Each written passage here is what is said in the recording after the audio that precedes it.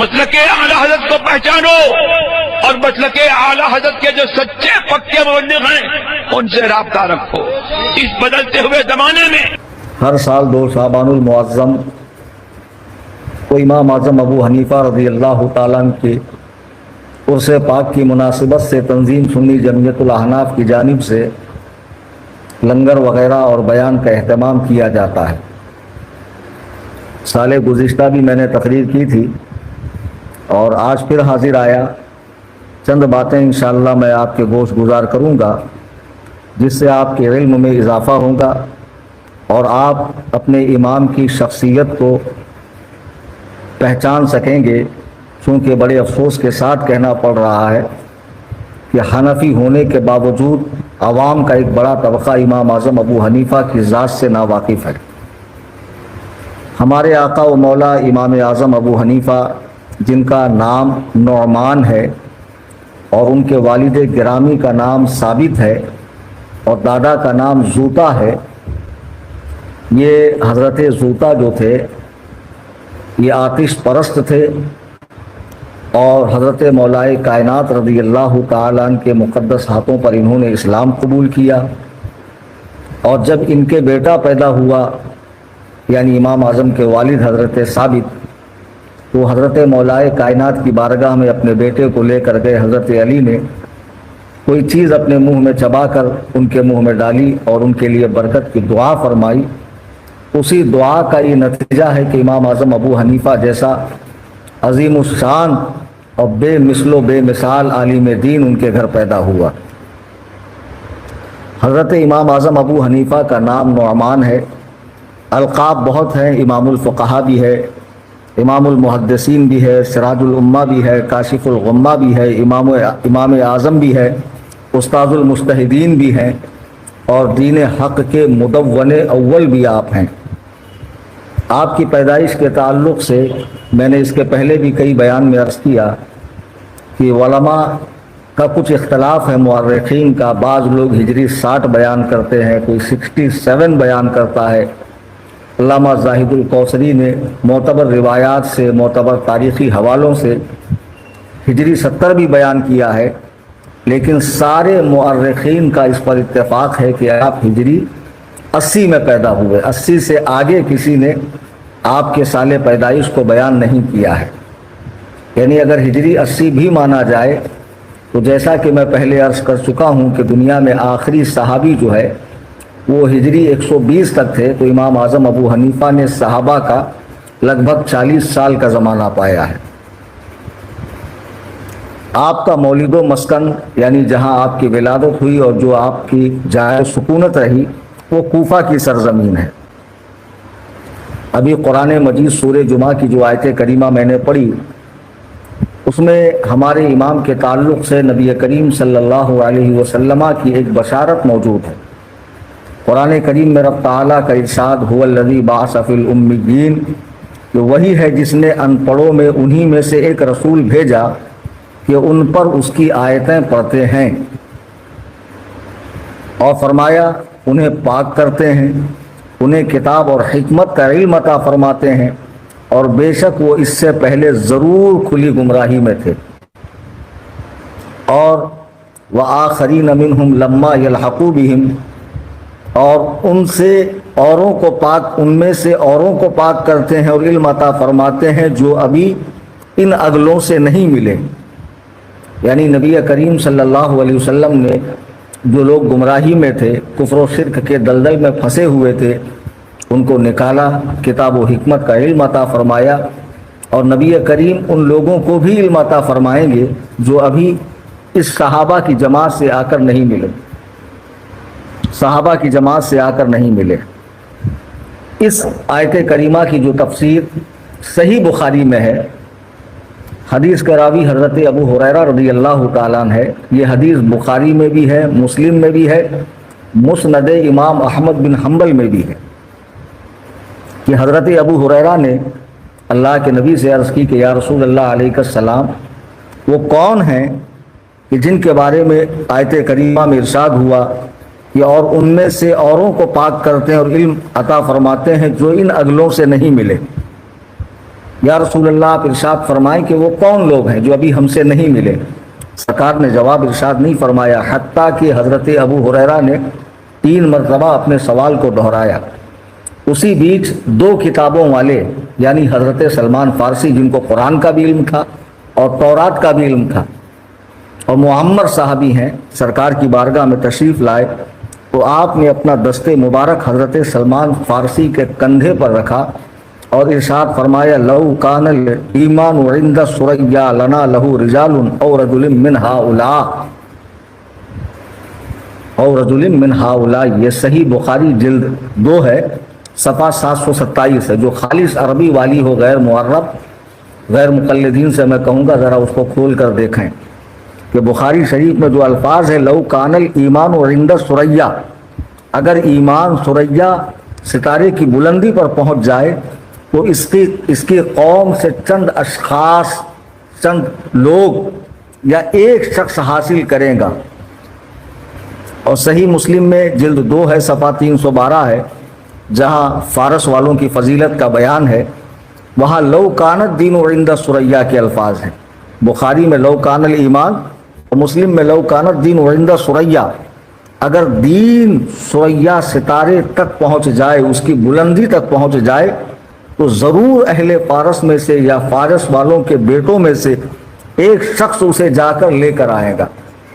اور امام احمد بن حنبل نے لو کان العلم عند ثریا، ایک جگہ بخاری میں ایمان کا لفظ آیا ہے، مسلم میں دین کا لفظ آیا ہے، اور مسند امام احمد بن حنبل میں علم کا لفظ آیا ہے کہ جب علم ثریا ستارے کی بلندی پر پہنچے گا تو اس کی قوم میں سے ایک شخص اسے لے کر آئے گا۔ اس حدیث کے متعلق امام سیوطی تبییض الصحیفہ میں، جس کا صفحہ 3 ہے، لکھتے ہیں کہ حضرت امام ابو حنیفہ کی اس حدیث میں بشارت دی ہے، جسے حلیۃ الاولیاء میں سیدنا ابو ہریرہ سے روایت فرمایا گیا ہے، اور یہ اصل صحیح ہے جس پر بشارت اور فضیلت میں اعتماد کیا جا سکتا ہے۔ امام جلال الدین سیوطی کے شاگرد، سیرت شامی کے مصنف حضرت علامہ محمد بن یوسف شافعی نے بھی اس کی تائید و توثیق کی ہے۔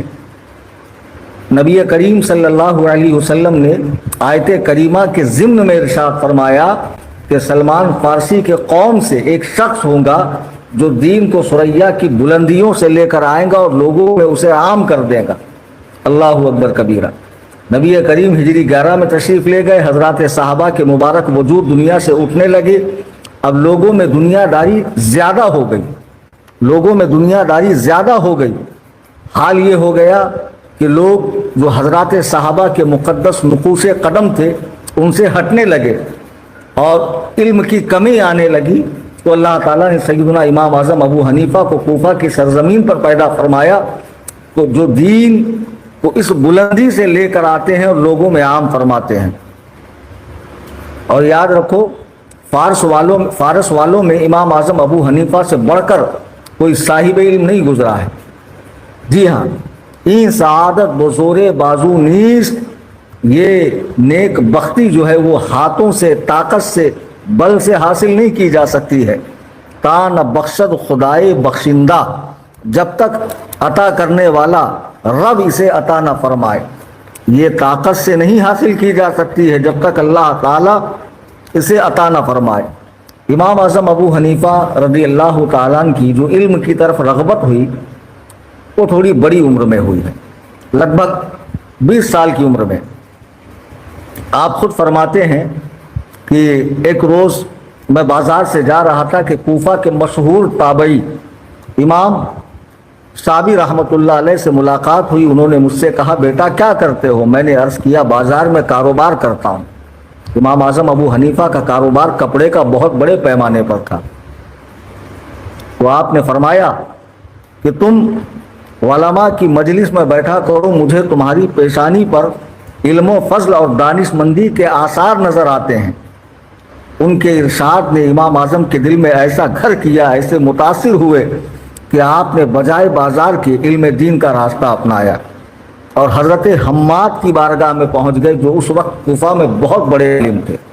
اور حضرت حماد حضرت ابراہیم نخعی رحمۃ اللہ علیہ کے شاگرد تھے اور ان کی گدی پر بیٹھے ہوئے تھے۔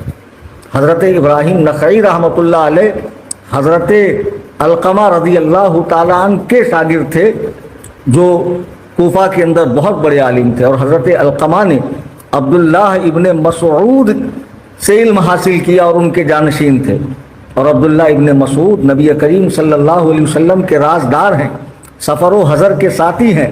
سرکار نے جن صحابہ سے قرآن سیکھنے کا امت کو حکم فرمایا اس میں ایک عبداللہ ابن مسعود ہے، اور فرمایا کہ عبداللہ ابن مسعود جسے حرام کہے وہ حرام ہے، جسے حلال کہے وہ حلال ہے، یعنی وہ مجھ سے اتنا علم حاصل کر چکا ہے کہ اسے حلال و حرام کی اچھی طرح تمیز ہے۔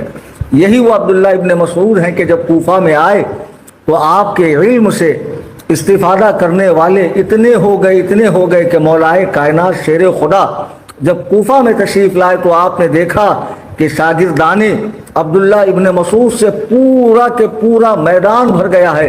حضرت علی فرحت و انبساط سے فرماتے ہیں کہ عبداللہ ابن مسعود تم نے کوفہ کو تو دارالعلوم بنا دیا ہے، علوم کا گھر بنا دیا ہے۔ اللہ اکبر کبیرہ، مجتہد مطلق بن گئے، اور قرآن و حدیث سے لگ بھگ 12,93,000 مسائل آپ نے جمع فرمائے اور رہتی دنیا تک کے لیے مسلمانوں کے لیے آسانی پیدا فرمائی۔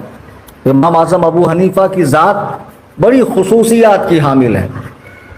کوئی ایک وصف ہو، دو وصف ہو، ایک خوبی ہو، دو خوبی ہو تو انسان بیان کرے، حقیقت یہ ہے کہ آپ کی ذات مقدسہ پر کلام کرنے کے لیے اور آپ کی شخصیت کا حقیقی تعارف کرنے کے لیے مہینوں لگ جائیں گے، اور نہ جانے کتنی نشستوں میں کئی گھنٹے بیان کرنا پڑے گا، تب جا کر آپ کی شخصیت پر مکمل بات ہو سکے گی۔ ہم چند باتیں یہاں عرض کریں گے۔ جیسا کہ میں نے عرض کیا کہ امام اعظم کی ولادت ہجری 80 میں کوفہ کی سرزمین پر ہوئی، اور آپ کو علم کی طرف راغب کرنے والے حضرت امام ابن سیرین رحمۃ اللہ علیہ ہے۔ اب آپ کے تعلق سے کہ اللہ تعالیٰ نے آپ کے سیرت و کردار کو کس طرح بنایا تھا، جو لوگ اونچی شخصیت کے حامل ہوتے ہیں اور جن کا انتخاب اللہ کی طرف سے دین کے کام کے لیے ہوتا ہے، پھر ان کو اللہ تعالیٰ ہر زاویے سے ہر طرح سے نوازتا ہے، اور ان کی شخصیت اس طرح ہو جاتی ہے کہ لوگوں کو پھر اس کے اندر کسی طرح کی کوئی کمی بیشی کی گنجائش نہیں رہتی ہے۔ لیکن افسوس کہ آج بھی کیڑے نکالنے والے موجود ہیں، اور ہر بڑی شخصیت میں لوگ کیڑے نکالتے ہیں۔ وہ امام اعظم ہی کی تخصیص کیا، کیڑے نکالنے والے تو اللہ و رسول کی ذات میں بھی عیب پیدا کرتے ہیں معاذ اللہ۔ امام اعظم ابو حنیفہ کی سیرت و کردار کا عالم یہ تھا کہ آپ کے شاگرد حضرت عبداللہ ابن مبارک بیان کرتے ہیں کہ جب میں کوفہ پہنچا اور پوچھا کہ یہاں سب سے بڑا زاہد کون شخص ہے، وہ زمانہ صحابہ کے زمانے سے قریب کا ہے، اور وہ زمانہ آج کے زمانے کی طرح نہیں تھا۔ وہاں پر معمولی سی سنت کے ترک کو بہت برا سمجھا جاتا، چھوٹی سی سنت کے ترک کو بھی برا سمجھا جاتا تھا۔ حضرت عبداللہ ابن مبارک جو حضرت امام بخاری رحمۃ اللہ علیہ کے دادا استاد ہیں اور امیر المومنین فی الحدیث جن کا لقب ہے، وہ کہتے ہیں کہ میں کوفہ پہنچا اور پوچھا یہاں سب سے بڑا عالم کون ہے، تو سب نے بیک زبان امام اعظم ابو حنیفہ کا نام لیا۔ حضرت حفص بیان کرتے ہیں کہ میں 30 سال تک امام صاحب کی خدمت میں رہا، کبھی نہیں دیکھا کہ جو کچھ دل میں ہو اس کے خلاف ظاہر کیا ہو، یعنی دل میں کچھ ہو اور زبان پہ کچھ ہو۔ یہ آپ کی عادت نہیں تھی، بلکہ آپ کی عادت کریمہ یہ تھی کہ جب بھی کسی چیز میں ذرا سا بھی شبہ پیدا ہوتا تو اس سے علیحدہ ہو جاتے اور اپنا تمام مال بھی اس سے الگ کرتے۔ یاد ہوگا آپ کو یہ واقعہ، بارہا علماء سے آپ نے سنا ہوگا کہ آپ نے اپنے شریک کاروبار کو کوئی کپڑا دیا بیچنے کے لیے، جیسا کہ میں نے بتایا کہ امام صاحب رحمۃ اللہ علیہ کپڑے کے بہت بڑے تاجر تھے، تو اس کپڑے میں کوئی نقص تھا، کوئی کمی تھی، امام صاحب نے کہا بیچتے وقت اس کو بتا کر دینا۔ اب یہ صاحب بازار میں گئے لیکن بھول گئے عیب بتانا، کپڑا بیچ دیا، خدمت میں پیسہ لے کر حاضر ہوئے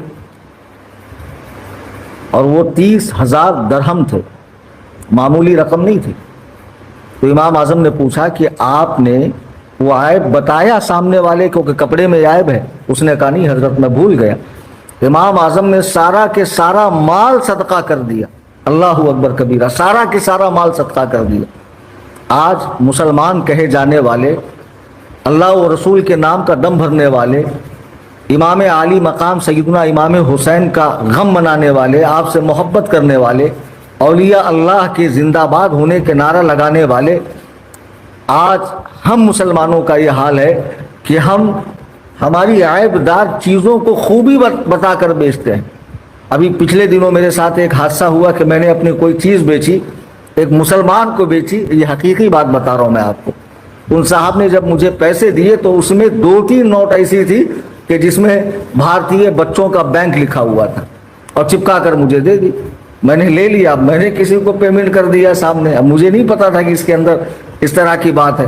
اب ان صاحب نے مجھے 2 دن بعد فون کر کے بتایا کہ آپ نے جو نوٹ مجھے دی ہے اس کے اندر بھارتیہ بچوں کا بینک، یعنی آدھی اصلی ہے اور آدھی نقلی ہے، کہیں سے پھٹ گئی ہوگی تو انہوں نے بچوں کی نوٹ کو اس میں چپکا دیا اور مجھے تھما دیا۔ اب 2 دن بعد جب وہ صاحب فون کر رہے ہیں تو میں نے ان سے ضرور واپس لیا، بھائی میں میری ذات سے کسی مسلمان کا کیوں نقصان کروں، لیکن جنہوں نے مجھے دیا ان کو ذرا سا تو سوچنا چاہیے۔ اور جس امام کی ہم تقلید کر رہے ہیں ان کا کہ احتیاط کا عالم یہ ہے کہ بغیر عیب بتائے کپڑا بیچا اور رقم حاصل ہوئی تو ساری کے ساری رقم راہ خدا میں خرچ کر دی۔ امام یزید بن ہارون رحمۃ اللہ علیہ جو شروع میں امام اعظم کے بڑے مخالف تھے، لیکن پھر بعد میں ایسے مداح ہوئے اور ایسے چاہنے والے ہوئے کہ ان کی مجلس میں کسی نے امام اعظم کی شان میں گستاخی کی تو امام یزید بن ہارون بہت دیر تک خاموش رہے۔ لوگوں نے آپ سے کہا خدا آپ پر رحم فرمائے، ہمیں آگاہ کیجئے معاملہ کیا ہے۔ آپ نے فرمایا ابو حنیفہ متقی تھے، پاکیزہ شخصیت کے مالک تھے، دنیا سے بے نیاز تھے، زبان کے سچے تھے اور اپنے زمانے کے بہت بڑے حافظ الحدیث تھے۔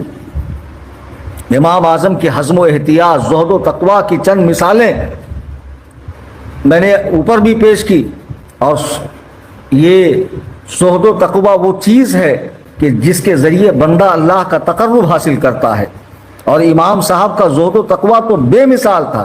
آج بھی جس کا شہرہ زبان خلق پر ہے اور دنیا اعتراف کرتی ہے کہ واقعی امام اعظم ابو حنیفہ بڑے متقی پرہیزگار، کہ جس نے 40 سال تک عشاء کی وضو سے فجر کی نماز پڑھی ہو، اور کوفہ شہر میں جب ایک بکری چوری ہو گئی تو آپ نے قصائی کو بلا کر پوچھا کہ بکری کی عمر کتنی ہوتی ہے؟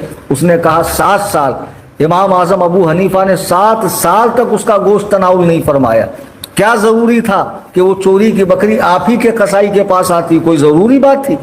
کیا ضروری تھا کہ وہ کوفہ ہی میں ذبح ہوتی؟ کسی اور شہر بھی تو منتقل ہو سکتی تھی، اور شریعت نے آپ کو اس کا مکلف نہیں بنایا کہ آپ اس کی تحقیق کرتے۔ اور قصائی سے ہرگز گوشت خریدنا ناجائز و حرام نہیں تھا، لیکن یہ آپ کا تقویٰ تھا، آپ کا احتیاط تھا کہ آپ نے 7 سال تک بکری کا گوشت تناول نہیں فرمایا اور اپنے نفس پہ قابو رکھا۔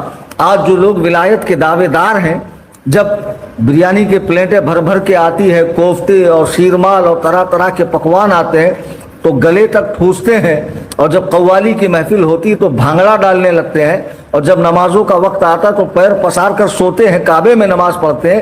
ان حرام خور جاہلوں کو امام اعظم ابو حنیفہ کی زندگی سے سبق حاصل کرنا چاہیے۔ امام اعظم ابو حنیفہ کی زندگی سے سبق حاصل کرنا چاہیے کہ ہمارے اسلاف و ائمہ کے پاس یہی وہ عظیم دولت تھی کہ جس کی بنیاد پر ہر جگہ وہ کامیابی اور کامرانی کے جھنڈے گاڑا کرتے تھے۔ اللہ تعالیٰ انہیں ہر میدان میں سرخرو فرمایا کرتا تھا۔ تقویٰ و پرہیزگاری کی اہمیت و افادیت سے انکار نہیں کیا جا سکتا ہے۔ رب تعالیٰ نے قرآن کریم میں جگہ جگہ تقویٰ کے متعلق فرمایا ان المتقین فی جنات و نہر، بے شک پرہیزگار متقی باغوں اور نہر میں رہیں گے۔ ان اللہ یحب المتقین، بے شک اللہ تعالیٰ پرہیزگار لوگوں کو دوست رکھتا ہے۔ ان اولیاؤہ الا المتقون، بے شک پرہیزگار لوگ ہی اللہ کے ولی ہیں۔ ان المتقین فی جنات و نعیم، بے شک پرہیزگار باغوں اور چین کی زندگی گزاریں گے، باغوں کے اندر چین کی زندگی گزاریں گے۔ افسوس جب سے ہم نے اس قیمتی سرمایہ کو فراموش کر دیا اور اس کی اہمیت و افادیت کو ختم کر دیا، کامیابیوں نے ہم سے رخ موڑ لیا، دیکھیے امام اعظم نے جب اسے مضبوطی سے پکڑا تو خالق کائنات نے کس قدر عظمت و رفعت، سر بلندی و سرفرازی انہیں عطا فرمائی۔ ضرورت اس بات کی ہے کہ ہم اسلاف کی روش کو اپنائیں اور اپنی زندگی میں تقوی و طہارت کو پیدا کریں، عبادت و ریاضت کو پیدا کریں، زہد و ورع کو پیدا کریں، صبر و حلم کو پیدا کریں، بڑوں کی تعظیم و تکریم کریں، اپنے مذہب حق پر سختی سے قائم رہیں۔ امام اعظم ابو حنیفہ رحمۃ اللہ علیہ کہ زہد و ورع کا عالم سنیے۔ زہد و ورع کا عالم یہ ہے کہ آپ کی ذات اپنے زمانے میں یگانہ روزگار تھی، اور جس کا اعتراف آپ کے معاصرین نے بھی کیا، اور آج تک بڑے بڑے شواف علماء، احناف تو کرتے ہی ہیں، شواف علماء نے تک کیا ہے۔ جی ہاں، امام یزید بن ہارون رحمۃ اللہ علیہ جیسا آپ کا سخت مخالف اعتراف کر رہا ہے، فرماتے ہیں زہد و ورع کا عالم کہ ایک مرتبہ میں جا رہا تھا، سخت دھوپ کا عالم تھا، میں نے دیکھا کہ امام ابو حنیفہ دھوپ میں بیٹھے ہوئے، حالانکہ بازو میں ایک گھر تھا کہ جس کا کچھ سایہ باہر کو نکلا ہوا تھا۔ امام صاحب چاہتے تو سائے میں بیٹھ سکتے تھے۔ میں قریب گیا، میں نے کہا حضرت سائے میں کیوں نہیں بیٹھتے ہیں؟ آپ سائے میں کیوں نہیں بیٹھتے ہیں؟ امام اعظم ابو حنیفہ فرماتے ہیں کہ اس گھر والے نے مجھ سے کچھ قرض لے رکھا ہے، تو میں اس کے گھر کے سائے سے فائدہ اٹھاؤں، اسے میں درست نہیں سمجھتا ہوں کہ جو قرض نفع دے وہ سود ہے۔ اللہ اکبر کبیرہ، اللہ اکبر کبیرہ۔ ذرا غور کیجئے کہ آج ہم کسی کو قرضہ دیں تو ہم نے سود کو پروفٹ کا، بینیفٹ کا نام دیا۔ چلیے ہم پروفٹ بینیفٹ نہ بھی لیں تو اتنا احسان جتا دیں گے کہ بیچارہ کسی کو منہ دکھانے کے لائق نہیں رہتا، یا اس سے پارٹیاں لیتے ہیں، بھئی آپ کو قرض مل گیا، کام بنا، پارٹی دیجئے۔ ارے اللہ کے بندے، جو قرض نفع دے وہ سود ہے، آپ مسلمان کے ساتھ ایسا کرتے ہو؟ امام اعظم ابو حنیفہ اگر چھاؤں میں بیٹھ جاتے تو شرعاً وہ سود نہیں تھا، یہ تقویٰ ہے، یہ طریقت ہے۔ حقیقت میں شریعت سے بڑھ کر دین پر عمل کرنے کو طریقت کہتے ہیں۔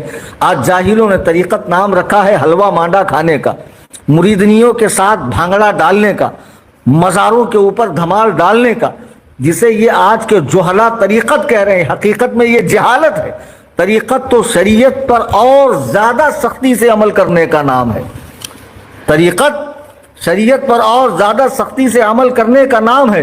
اور امام اعظم ابو حنیفہ کہ جہاں زہد و تقویٰ کی بات ہوئی، سیرت و کردار کی بات ہوئی، ان کے صبر و حلم کو بھی سماعت کریں۔ نہایت حلیم، بردبار، صابر و شاکر انسان تھے ہمارے امام صاحب۔ کبھی کسی کو اپنے ہاتھ و زبان سے تکلیف نہ دی۔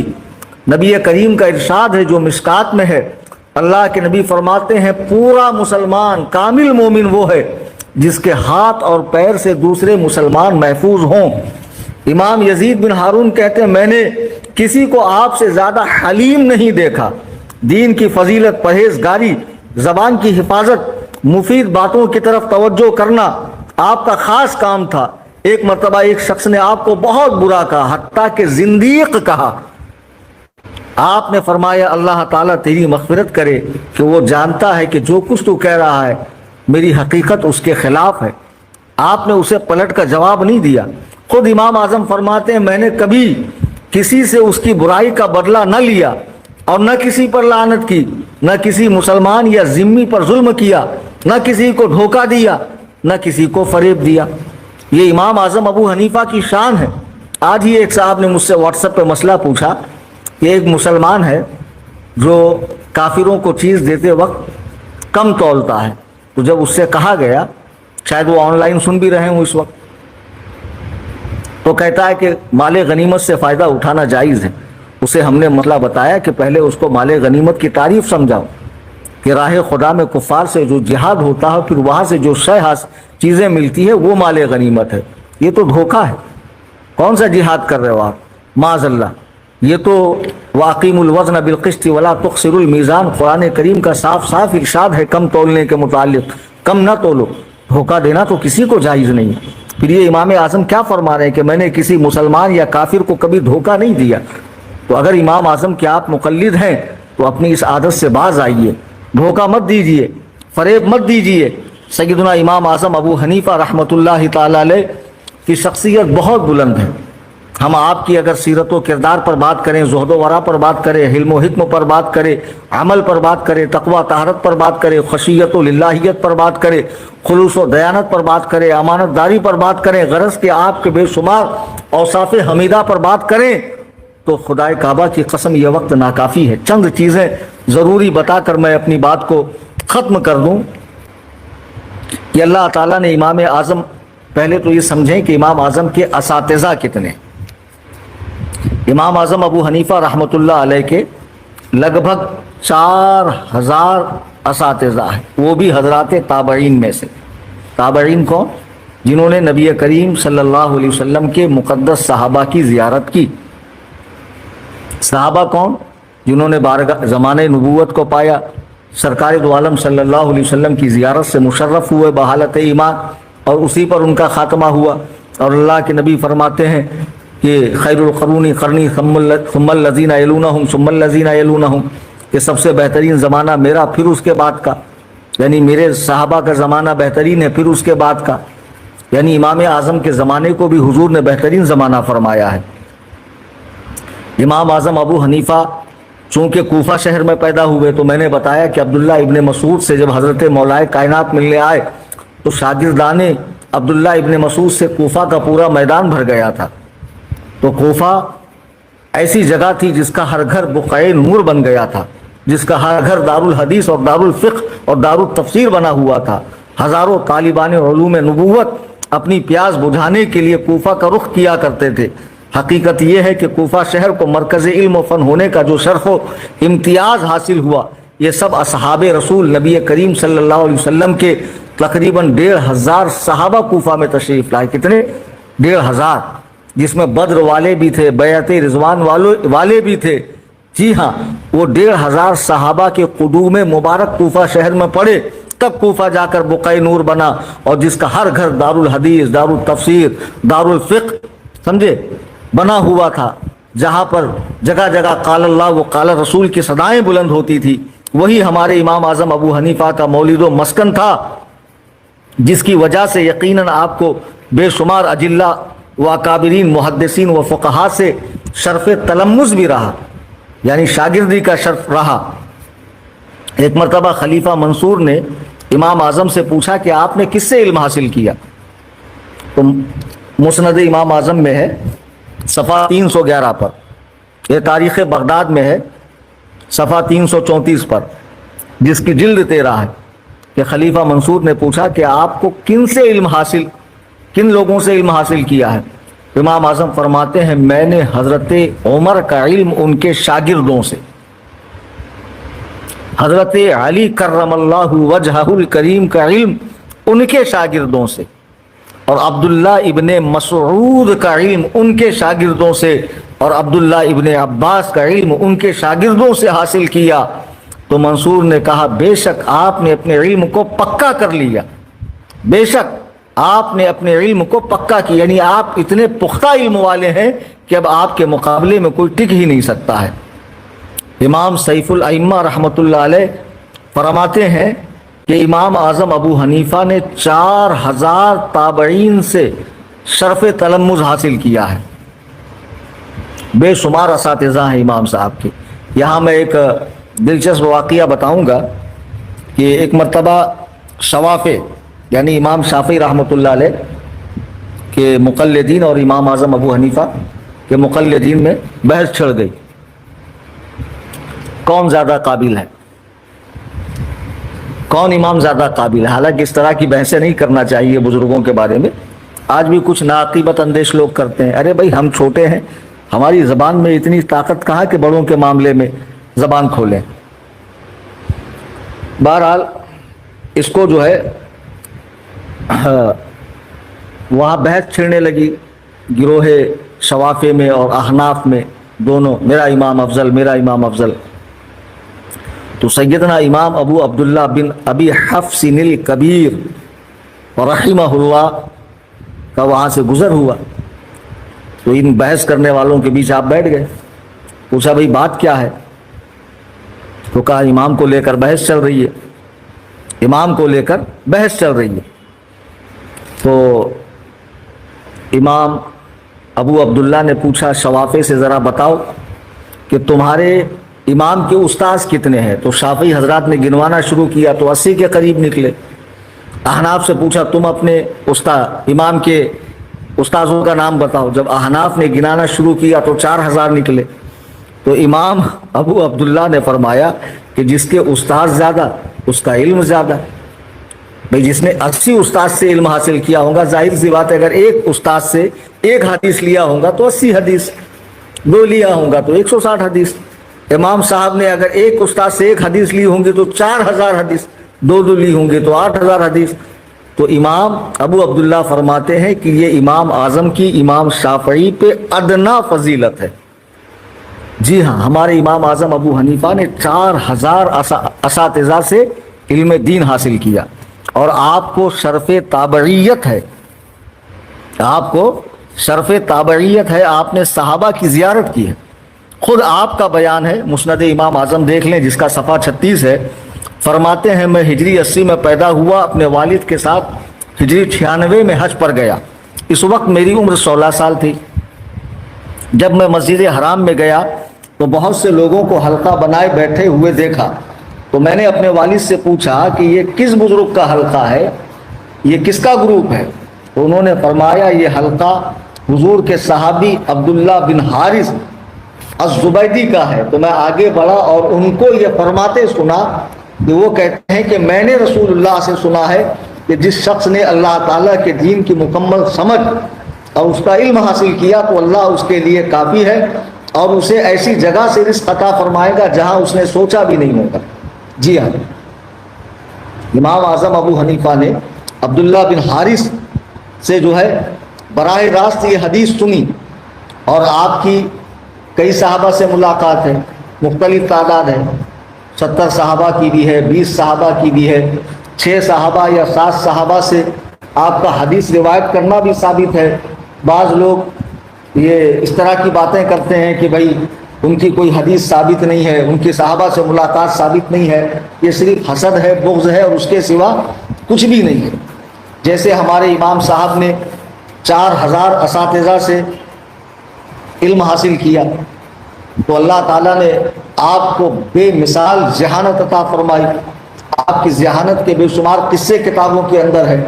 ایسے ایسے قصے ہیں کہ سبحان اللہ، بڑے بڑے علماء آپ کے زمانے میں عاجز آ جاتے تھے، بڑے بڑے علماء آپ کے زمانے میں عاجز آ جاتے تھے. جی ہاں، اللہ تعالیٰ نے وہ ذہانت ہمارے امام اعظم ابو حنیفہ کو عطا فرمائی کہ بڑے بڑے لوگ آپ کے سامنے ٹک نہیں پاتے تھے، اور ایسا جواب ہوتا تھا کہ لوگ لاجواب ہو جاتے تھے. اس کی کئی، جیسے میں ایک واقعہ سنا دوں، بہت زیادہ تفصیل نہیں. کوفہ میں اس زمانے میں محمد بن عبد الرحمن ابن ابی لیلہ جو منصب قضات پر فائز تھے، قاضی تھے وہاں سے، اور 30 برسوں سے فیصلے کر رہے تھے لوگوں کے. ایک مرتبہ امام صاحب راستے سے گزر رہے تھے، یہ صاحب بھی گزر رہے تھے. تو امام صاحب نے دیکھا کہ بھرے بازار میں ایک عورت نے ایک آدمی سے کہا اے زانی مرد اور زانی عورت کے بیٹے. قاضی صاحب نے بھی یہ بات سن لی تو انہوں نے فوراً عورت کو گرفتار کروایا. واپس مسجد میں لوٹے. لوٹنے کے بعد انہوں نے عورت کو کھڑے کر کے حد قذف یعنی 80 کوڑے مارنے کا حکم دیا، اور اس پر 80 کوڑوں کی ڈبل حد جاری کی، کیونکہ اس نے زانی عورت اور زانی مرد کے بیٹے کہا تھا. اس مرد کی ماں اور باپ پر الزام لگایا. تو قاضی ابن ابی لیلہ نے کہا کہ اس عورت کو 160 کوڑے مارے جائیں. امام اعظم ابو حنیفہ تشریف لائے قاضی صاحب کے پاس. فرمایا آپ نے 6 غلطیاں کی. آپ نے 6 غلطیاں کی. پہلی غلطی یہ کہ جب آپ مسجد سے اٹھ کر چلے گئے تھے، جب مجلس قضا سے فارغ ہو گئے تھے، تو اس کے بعد آپ کو اس دن فیصلہ نہیں کرنا چاہیے. دوسری یہ کہ آپ نے مسجد کے اندر حد کو جاری کیا، یعنی جو سزا ہے وہ مسجد کے اندر جاری نہیں کرنا چاہیے تھا، منع ہے. تیسری غلطی آپ نے یہ کی کہ عورت کو کھڑے رہ کر آپ نے حد لگوائی، جبکہ عورت کے بارے میں صاف ہے کہ اس پر بیٹھ کر حد جاری کی جائے. تیسری یہ کہ آپ نے ایک لفظ پر 2 حدیں جاری کی جبکہ اس سے ایک ہی حد بنتی ہے. پھر یہ کہ آپ نے دونوں حد اکٹھے جاری کروائی.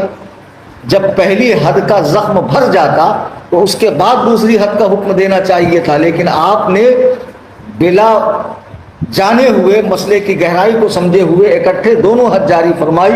تیسرے یہ کہ جس کو گالی دی گئی اس نے دعویٰ ہی نہیں کیا، اور آپ پھوکٹ میں بیگانے کی شادی میں عبداللہ دیوانہ بن کے خامخواہ اس کا فیصلہ کرنے کے لیے آ گئے. کیا اس نے آپ سے کہا تھا کہ مجھے انصاف چاہیے اور مجھے جو ہے اس کی طرف سے مجھے جو ہے فیصلہ چاہیے، انصاف چاہیے؟ جب قاضی صاحب نے یہ باتیں سنی تو سخت ناراض ہو گئے. امام اعظم ابو حنیفہ رحمۃ اللہ علیہ کی شکایت کر دی گورنر کے پاس. تو گورنر نے کہا کہ آپ فتوے نہ دیا کریں، آپ فتوے نہ دیا کریں. تو امام اعظم ابو حنیفہ نے سوچا کہ فتویٰ دینا تو فرض کفایہ ہے اور امیر کی اطاعت کرنا چاہیے. تو آپ نے کئی دنوں تک فتویٰ نہیں دیا. جب دوبارہ آپ کو حکم دیا گیا کہ فتویٰ دیا کریں کیونکہ لوگوں کے مسئلے حل نہیں ہو رہے تھے، امام اعظم کے بنا مسئلے کیسے حل ہوں گے، پھر دوبارہ آپ نے فتوے دینے کا کام شروع کیا. امام اعظم کو اللہ نے ایسی عقل عطا فرمائی تھی کہ میں نے ایک مرتبہ کہا تھا کہ جو عقل انسان کی انتہا ہے وجود کی تیرے ابتدا ہے، جبل ہے تو علم و آگہی کا امام اعظم ابو حنیفہ. ایک بڑا دلچسپ واقعہ کتابوں میں آتا ہے کہ امام اعظم ابو حنیفہ اپنے ساتھیوں کے ساتھ مسجد میں بیٹھے تھے تو ایک شخص پر نگاہ پڑی. تو امام صاحب نے اسے دیکھ کر فرمایا یہ شخص مسافر ہے، حالانکہ وہ بالکل اجنبی تھا. پھر کچھ دیر بعد فرمایا کہ اس کے جیب میں کوئی میٹھی چیز ہے. پھر کچھ دیر بعد فرمایا کہ یہ معلم الصبیان یعنی بچوں کا استاد ہے. تو حاضرین کو لگا کہ امام صاحب شاید یوں ہی فرما رہے ہیں، یعنی بغیر اس کو جانے بوجھے ایک اجنبی شخص کے بارے میں یہ کہہ دینا کہ یہ مسافر ہے، اس کے جیب میں کوئی میٹھی چیز ہے، اور پھر یہ کہ یہ بچوں کا استاد ہے. تو حاضرین میں سے ایک شخص اس بات کو یقینی بنانے کے لیے اور قطعی بنانے کے لیے اٹھا اور جا کر پوچھا بھائی آپ کون ہیں؟ اس نے کہا میں مسافر. تو کہا بھائی تمہارے جیب میں کیا ہے؟ تو اس نے کوئی میٹھی چیز نکال کر دکھائی. فرمایا آپ کیا کام کرتے؟ اس نے کہا میں بچوں کو پڑھاتا ہوں. تو یہ شخص حیرت میں آ کر پوچھا کہ حضرت یہ ساری باتیں آپ بغیر ملے بغیر دیکھے کیسے آپ نے پہچانی؟ تو امام اعظم ابو حنیفہ کا جواب سنیے. فرماتے ہیں کہ جب یہ شخص جو ہے ادھر ادھر نگاہ کر رہا تھا تو میں سمجھ گیا کہ یہ راستے کو یا کسی پہچان والے کو ڈھونڈ رہا ہوں. یقیناً ایک مسافر ہی ایسا کرتا ہے. مقیم انسان جو مقامی ہوگا اس کو جہاں جانا ہوگا چلا جائے گا، جس سے ملنا ہوگا ملے گا، لیکن اس کی نظریں بتا رہی تھی کہ یہ اس علاقے کا نہیں، یہ مسافر ہے. دوسرا، اس کے جیب کے پاس مکھی بیٹھی ہوئی تھی تو مکھی اسی جگہ بیٹھتی جہاں کوئی میٹھی چیز ہو.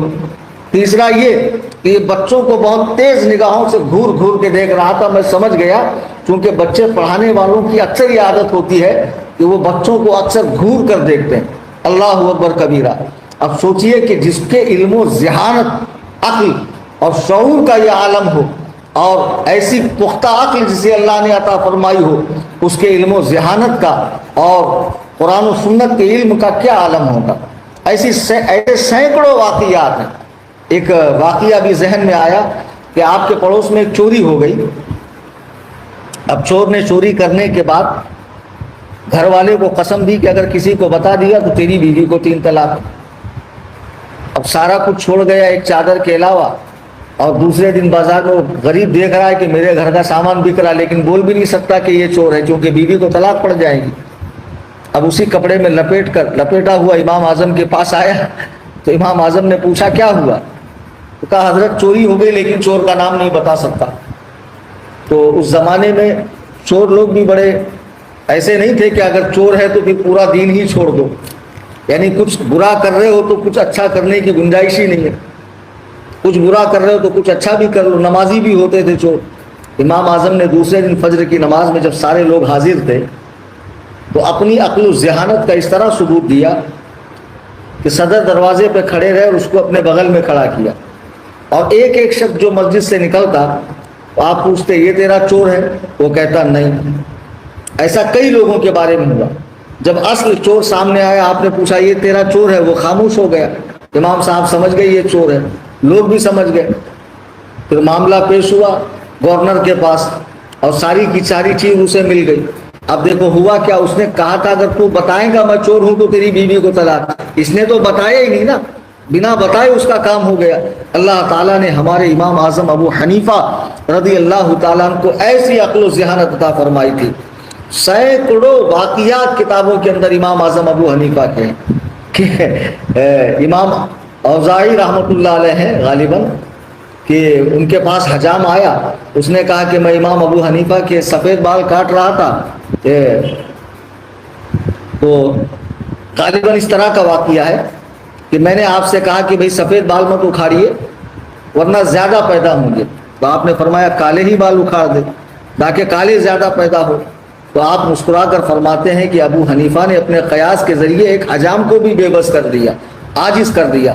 اللہ تعالیٰ نے ہمارے امام صاحب رحمۃ اللہ علیہ کو وہ جو ہے عقل و ذہانت عطا فرمائی تھی، اور عبادت و ریاضت میں بھی آپ کا کوئی ثانی نہیں تھا۔ 40 سال تک عشاء کی وضو سے فجر کی نماز پڑھنا اور ایک ایک نشست میں پورا قرآن کریم پڑھنا، 100 مرتبہ حالت خواب میں اللہ سبحانہ و تعالیٰ کا دیدار کرنا، نبی کریم صلی اللہ تعالی علیہ وسلم کی کئی مرتبہ زیارت کرنا، اللہ اکبر کبیرہ، نبی کریم صلی اللہ علیہ وسلم کی زیارت کرنا، ائمہ اہل بیت کی صحبت اختیار کرنا، جیسے امام باقر رحمۃ اللہ علیہ کی، امام جعفر رحمۃ اللہ علیہ کی، بے شمار فضائل ہیں امام اعظم ابو حنیفہ کے، اور یہاں تک کہ عبادت و ریاضت میں بھی آپ کے زمانے میں آپ کا کوئی ثانی نہیں تھا۔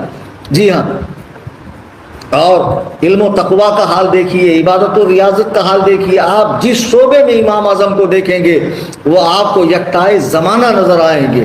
جی ہاں، اتنی خوبیاں اور اتنی صلاحیتیں آپ کے ذات کے اندر اللہ تعالیٰ نے رکھ دی تھی، بے شمار خوبیاں ہیں۔ چند چیزیں میں عرض کر دیتا ہوں کہ امام اعظم ابو حنیفہ کی جو نمایاں خصوصیات ہے اس میں یہ کہ آپ سب سے پہلے اس دین کے جمع فرمانے والے ہیں۔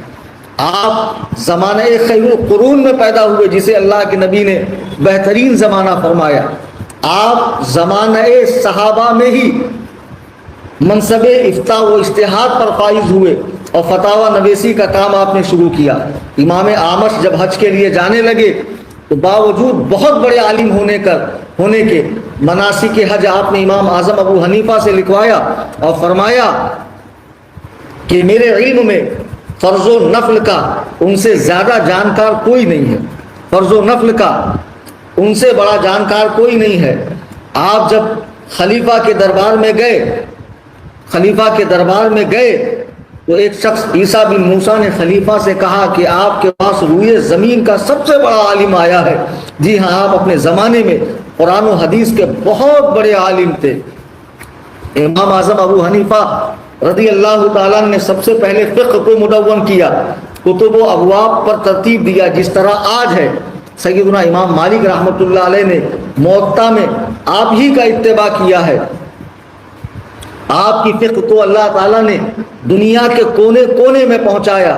آج دنیا میں جو مسلمان ہیں اہل سنت و جماعت، اس میں بڑا حصہ آپ ہی کے مقلدین کا ہے، بڑا حصہ آپ ہی کے مقلدین کا ہے۔ آپ کے زمانے میں ہی آپ کا مذہب ہند، سندھ، روم، ترکی اور ماوراء النہر تک پہنچ گیا۔ امام اعظم ابو حنیفہ کے مقلدین مسلمانوں میں سب سے بڑی تعداد میں ہیں۔ جی ہاں، اور آپ پر جن لوگوں نے جرح کی، آپ پر جن لوگوں نے بکواس کی، ان کا جواب ائمہ شوافع علماء نے بھی خوب دیا ہے، احناف نے بھی بہت دیا ہے، مالکیہ نے بھی دیا ہے، حنابلہ نے بھی دیا ہے۔ امام اعظم ابو حنیفہ کے مذہب کو اللہ تعالیٰ نے وہ تقویت اور وہ شان عطا فرمائی کہ آج دنیا میں سب سے زیادہ احناف ہیں اور انشاءاللہ قیامت تک رہیں گے۔ یہ پدہ پدی کا شوربہ جو آج کل ماڈرن فرقہ پیدا ہوا غیر مقلدین کا، جو بانس لگا کر اونچا ہونا چاہتے ہیں، ان گدھوں کو بتاؤ کہ پیروں میں بانس لگانے سے کوئی اونچا نہیں بنتا ہے، ان کی کیا اوقات ہے۔ امام اعظم ابو حنیفہ رحمۃ اللہ علیہ کو رب تعالیٰ نے اونچا کیا ہے۔ جسے اللہ تعالیٰ اونچا کرے اسے کون گھٹا سکتا؟ گھٹانے والے خود گھٹ جائیں گے، خود مٹ جائیں گے، نام و نشان ختم ہو جائے گا۔ 100 سال پہلے تک جو کوئی قابل ذکر نہیں تھے، جن کا وجود نہیں تھا، آج یہ شریر ٹولہ جگہ جگہ مساجد میں گھس کر لوگوں کی نمازوں میں خلل ڈالتا ہے۔ تمہاری نماز تو کوفی نماز ہے، اور تمہاری نماز تو ایسی ہے، اور کوفہ والے تو یوں ہیں، کوفہ والے تو یوں ہیں۔ ان گدھوں کو بتاؤ کہ کوفہ میں 1500 صحابہ تشریف لائے۔ کوفہ تو علم و فضل کا ایک شہر تھا، اور امام اعظم کو اللہ تعالیٰ نے وہیں پیدا فرمایا، اور آپ کے ذریعے اللہ تعالیٰ نے دین کا اتنا بڑا کام لیا۔ آپ کی بشارت تو حدیث پاک میں موجود ہے، جیسا کہ شروع میں نے عرض کیا، حضرت مولا کائنات علی مرتضیٰ نے آپ کے والد کے لیے دعا کی کہ اللہ تعالیٰ ان کی اولاد میں برکت عطا فرمائے اور ان کے ذریعے دین کی خدمت لے۔ بے شک حضرت مولا کائنات کی دعا رائے گا نہیں جائے گی، یقیناً وہ کارگر ہوئی اور صحیح ثابت ہوئی، اور دنیا نے امام اعظم ابو حنیفہ جیسا عالم پایا۔ امام اعظم رضی اللہ تعالیٰ عنہ جو بے شمار خصوصیات کے حامل تھے، انشاءاللہ تفصیلی بیان میں پھر کبھی کروں گا، وقت کافی ہو گیا ہے۔ اب چند باتیں عرض کر کے میں اپنی بات کو ختم کر دوں۔ امام اعظم ابو حنیفہ رحمۃ اللہ علیہ کو خلیفہ منصور نے اپنے زمانے میں عہدہ قاضی کا عہدہ پیش کیا، قاضی القضات کا۔ جو لوگ کہتے ہیں کہ حنفی مذہب بادشاہوں کے ذریعے پھیلا ہے، جب امام اعظم کو یہ گولڈن چانس ملا، امام اعظم اگر قاضی القضات بن جاتے تو پوری دنیا میں آپ کے مذہب کے سوا کوئی مذہب نہ ہوتا، لیکن آپ کے تقویٰ و احتیاط کا یہ عالم تھا کہ آپ نے قاضی القضات بننا پسند نہیں فرمایا۔ آپ نے قاضی القضات بننا پسند نہیں فرمایا۔ بادشاہ کو اتنا غصہ آیا، خلیفہ کو اتنا غصہ آیا کہ اس نے آپ کو قید کروا دیا، اور قید کروا کر روزانہ آپ کو جو ہے کوڑے مارے جاتے۔ اس بڑھاپے کے اندر آپ کو روزانہ کوڑے مارے جاتے، آپ کا مبارک خون جسم سے نکل کر آپ کی ایڑیوں پہ گرنے لگتا، اور روزانہ 10 کوڑے آپ کو پابندی سے مارے جاتے۔ اس ظلم و تشدد کے باوجود بھی آپ کے پائے استقلال میں جنبش نہیں آئی، اور نہ آپ کے دل میں حرص دنیا جاگی، نہ جاہ و منصب کا خیال دل میں آیا۔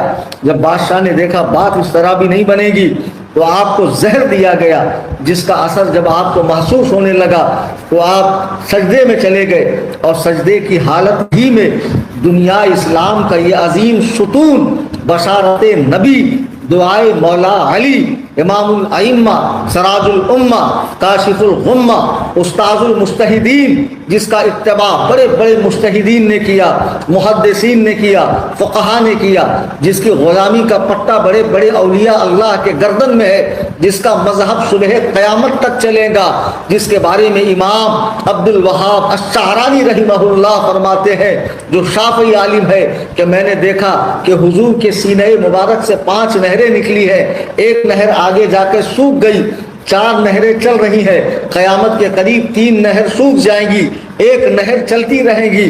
اس نہر کا نام مذہب حنفی ہے۔ جب حضرت عیسیٰ آسمان سے تشریف لائیں گے، اللہ کے نبی ہیں، جب وہ فیصلے فرمائیں گے تو ان کے فیصلے مذہب حنفی کی تائید کریں گے، یعنی ان کے فیصلے ایسے ہوں گے جس سے مذہب حنفی کی تائید ہوں گی۔ دنیا اسلام کا یہ جلیل القدر عظیم، دنیا اسلام کی جلیل القدر ہستی، اسلامی ستونوں میں سے، اسلام کے 4 ستونوں میں سے ایک ستون سیدنا امام اعظم ابو حنیفہ پر اتنا ظلم و تشدد کیا گیا کہ آپ کو کوڑے مارے جاتے، اس کے باوجود جب کوئی بات نہ بنتی نظر آئی، زہر دیا گیا۔ بحالت سجدہ ہجری 150 2 شعبان کو آپ اس دار فانی سے کوچ کر گئے۔ جب لوگوں کو پتہ چلا تو لوگوں کی حالت خراب ہو گئی، رونے لگے۔ اعلیٰ حضرت امام اہل سنت رضی اللہ تعالیٰ عنہ فتاوی رضویہ جلد 9 صفحہ 341 پر لکھتے ہیں کہ آپ کے صاحبزادے حضرت حماد نے آپ کی نماز پڑھائی، آپ پر کل 6 مرتبہ نماز جنازہ پڑھی گئی، اور ہر بار 50,000 لوگ تھے، یعنی تقریباً 6 لاکھ لوگوں نے آج سے 1300 سال پہلے آپ کی نماز جنازہ پڑھی۔ آخر میں آپ کے بیٹے حضرت حماد نے نماز جنازہ پڑھی، اس کے بعد پھر آپ کی نماز جنازہ نہیں ہوئی۔ جب امام شافعی رحمۃ اللہ علیہ کو خبر ملی تو آپ نے دعا پڑھی انا للہ و انا الیہ راجعون، اور فرمایا کوفہ سے علم کا نور بجھ گیا، اب اس کی مثل لوگ نہیں دیکھیں گے، یعنی اس کی مثال لوگ نہیں دیکھیں گے۔ ہجری 459 پر آپ کی مزار پر گنبد بنایا گیا۔ آپ کی وفات کے بعد بڑے بڑے ائمہ حدیث نے، ائمہ فقہ نے غم کا اظہار کیا، اور کتابوں میں آتا ہے کہ آپ کی مزار کے پاس جنات نوحے کرتے تھے، اور ایک آواز آتی تھی فقیہ چلا گیا، فقیہ چلا گیا، اب تمہارے لیے فقہ نہیں تو اللہ سے ڈرو، ان کے جانشین بنو۔ نعمان کا وصال ہو گیا، اب کون ہے جو سب بیدار ہو، وہ پردہ سب بیداری کرے، رات جب پردہ پھیلا دے آسمان دنیا پر تو راتوں کو جاگ کر کون اپنے رب کو منائے گا؟ وہ امام اعظم ابو حنیفہ ہے۔ حضرت عبداللہ بن مبارک آپ کی قبر پر آئے تو فرمایا اللہ آپ پر رحم کرے، ابراہیم چلے گئے تو حماد کو چھوڑا، لیکن جب آپ چلے گئے تو روئے زمین پر آپ نے کسی کو اپنے مقابلے کا نہیں چھوڑا۔ جب عبداللہ ابن مسعود گئے تو انہوں نے علقمہ کو چھوڑا، علقمہ گئے تو ابراہیم کو چھوڑا، ابراہیم گئے تو حماد کو چھوڑا، حماد نے آپ کو ایسا بنایا کہ روئے زمین پر اب آپ کے بعد آپ جیسا کوئی ہے ہی نہیں۔ اللہ اکبر کبیرہ۔ یہ عبداللہ ابن مبارک ہیں کہ جو امام بخاری رحمۃ اللہ علیہ کے دادا استاد ہیں۔ آج کے یہ لونڈے امام اعظم کی حدیث دانی پر کلام کرتے ہیں، فقہ پر کلام کرتے ہیں، آپ کے قیاس کو لے کر طرح طرح کی باتیں کرتے ہیں۔ میں فقیر کلیم حنفی رضوی ہمہ وقت انہیں چیلنج مناظرہ دیتا ہوں کہ اگر کسی کے مانے جانا ہو تو مذہب حنفی پر، احناف کے مسائل پر، امام اعظم کی ذات پر، آپ کی حدیث دانی پر، آپ کے علم الفقہ پر، آپ کے قیاس پر، آپ کے استخراج پر جو بھی بات کرنا چاہے آ کر ہم سے بات کر لے۔ الحمدللہ تنظیم سنی جمعیت الاحناف جو 8 سال کے عرصے سے میں نے بنائی ہے، امام اعظم ابو حنیفہ کی ذات پر کام کر رہی ہے۔ اور اے حنفیو، اے میرا بیان سننے والوں، امام اعظم سے محبت رکھنے والوں، جس امام کا احسان تم پر پیدا ہونے سے لے کے مرنے تک، حتیٰ کہ مرنے کے بعد بھی جب قیامت کے میدان میں نفسا نفسی کا عالم ہوگا، قرآن کہہ رہا کل اناس بامامہم، ہر شخص کو ہم اس کے امام کے ساتھ بلائیں گے، تو تمہیں کہا جائے گا اے ابو حنیفہ کے مقلدو ادھر آؤ، ہم شان سے امام اعظم ابو حنیفہ کے گروہ میں شامل ہو کر رب تعالیٰ کی بارگاہ میں حاضری دیں گے۔ اسی امام کے لیے ہم کچھ کر نہیں سکتے ہیں۔ امام اعظم نے جو احسان ہم پر کیا ہے، خدائے کعبہ کی قسم، اگر ہم اپنے دل و جگر کی چمڑیاں نکال کر جوتیاں بنا کر امام اعظم کو پیش کرتے تب بھی آپ کا حق ادا نہیں ہوتا، لیکن ہم یہ تو کر سکتے ہیں کہ اپنے امام کی بارگاہ میں محبت اور خلوص سے نذرانہ عقیدت بصورت